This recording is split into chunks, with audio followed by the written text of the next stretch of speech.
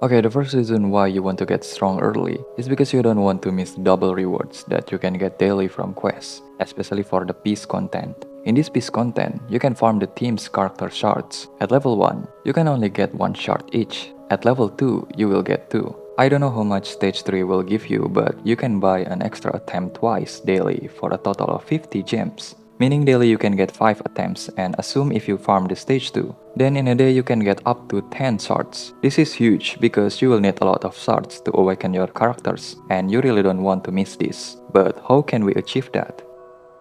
Unfortunately, there is no way for me to show you the login checkboard, so the best proof I got is this mail from my second day login rewards. Of course, I can just delete the mail, but you can double check the mail date and the release date of this video. Moving on, the first thing that you need to do is to choose what type of damage your team will be. Knowing what type of damage your character has will be really important for your entire game progression. That will make sense just in a bit. But one thing for sure, a magical team has it easier to progress compared to a physical one.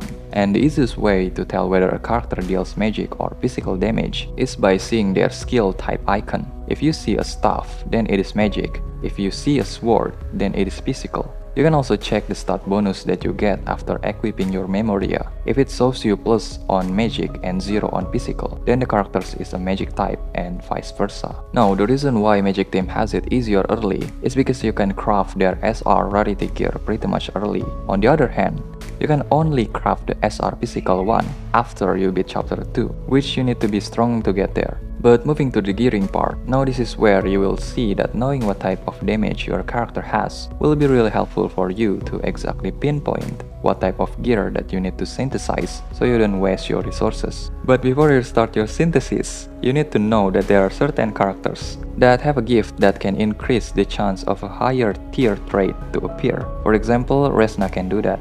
Trait is basically an extra skill or stats that can further boost your character performance when you are crafting your gear. The higher their number, the better. And you don't want to randomly select the character when you are doing your synthesis. You need to properly pick the skill or trait that matches your character damage type. For example, if you are crafting a staff for your magic DPS, then you want a magic damage boost and another one, and a magic stun damage for the last stat. The trait result will be random, but if you hit the jackpot, then you are good.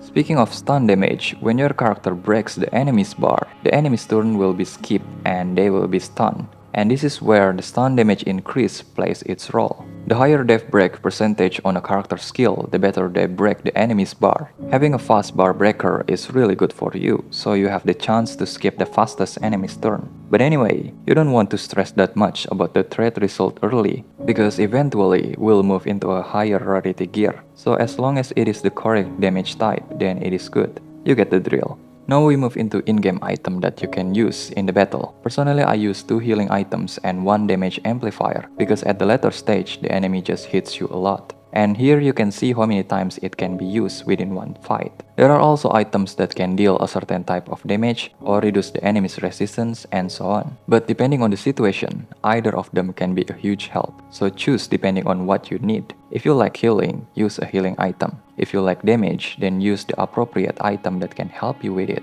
and so on. Next, we move into the character boards. Here where you get the extra stats boost and to unlock your character's level cap. The first thing that you want to do is definitely to unlock your character's level cap, then followed by the rest of it. Upon activating all of it, you can press the next button to further unlock and increase their stats. Now that you already know all the basics, it is easier for me to explain the progression route that you should take. First, definitely push the story as fast as you can, because your recipes, character boards, material farm stage, etc. are all locked behind your story progression. And if you start seeing a wall in your story progression, synthesize a better gear. But bro, what if my character is physical? And use the magic one temporarily, because that is what I did. This is why I said in the beginning that the magic team has it easier. But anyway, anything that can increase your battle power is always welcome. I don't know, but it seems to me that this game has a battle power penalty system, so I want you to keep that in mind. Next, upgrade your character boards. Don't forget to also finish Resna's beginner event. Minimum try to get strong enough to beat the normal XP stage before you start wasting all the daily bonus rewards. Always keep in mind that the normal stage is the bare minimum for the daily bonus rewards in quests. Rinse and repeat this process until you are strong enough to beat the hard stage. Leveling up gives you stamina. You can also replenish your stamina daily for free. You can also watch ads to get free stamina. And lastly, this girl will also give you free daily stamina. Prioritize maximizing your DPS first, then followed by the rest.